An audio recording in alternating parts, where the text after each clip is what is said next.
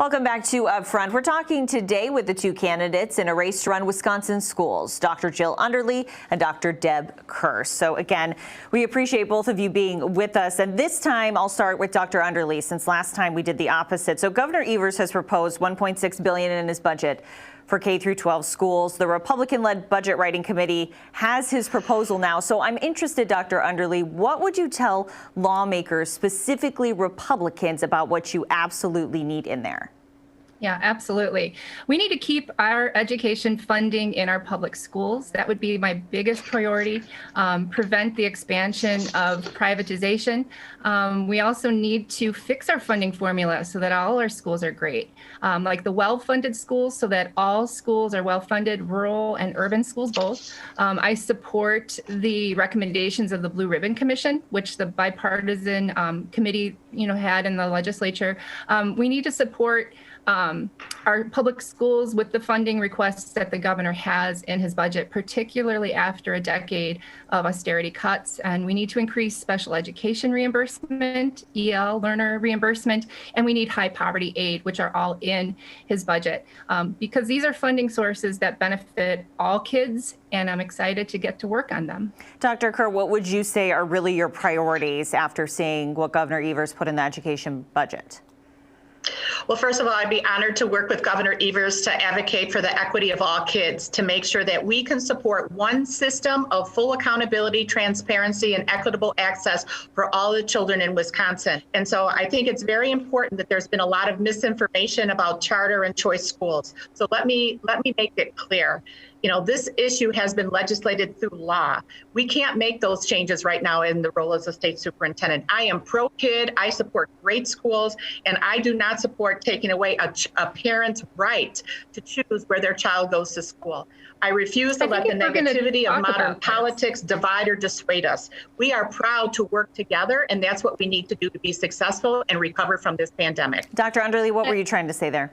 I was going to say, I think that's the most important distinction we can make here. Yes, we're both pro-kid, but I think the biggest distinction is that I'm pro-public schools. And Deborah is, stating that we need to maybe move some of our public school funding into choice schools.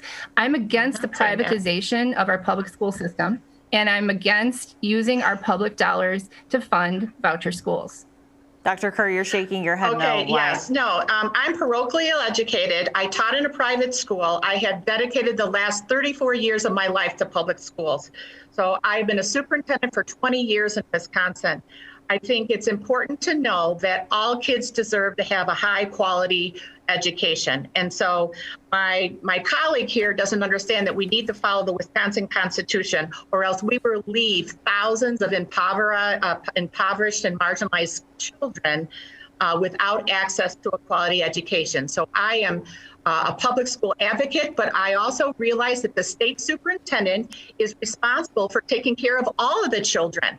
And if you had children in these schools, you would want them taken care of too. Let me ask you a follow-up on that then, because this is a big part of the conversation surrounding both of you. Republicans think they have a friend in you, Dr. Kerr, Dr. Underly. Democrats think they have a friend in you, and this is one of the big reasons. So I want to ask you both, do you support using public money for voucher schools? Dr. Kerr? This campaign is about our children. It's not about veering left or right. It's about moving forward for the sake of all of our kids. So we're not always going to agree on everything, but we need to bring in all the leaders and all the stakeholders, regardless of their political affiliation, for the sake of our children. So, but do you support the idea of using taxpayer dollars for these voucher schools? Yes, if they're fully accountable and transparent and equitable, have access to those schools. And I will create a team that looks at the funding formula to figure out what do those kids need to be successful in each of our sectors of education, because the state superintendent is responsible for all children in Wisconsin. Dr. Underly, the same question goes to you for supporting that taxpayer dollars. I do not. I do not support public dollars going into private schools. I mean, it's called the Superintendent of Public Instruction for a reason.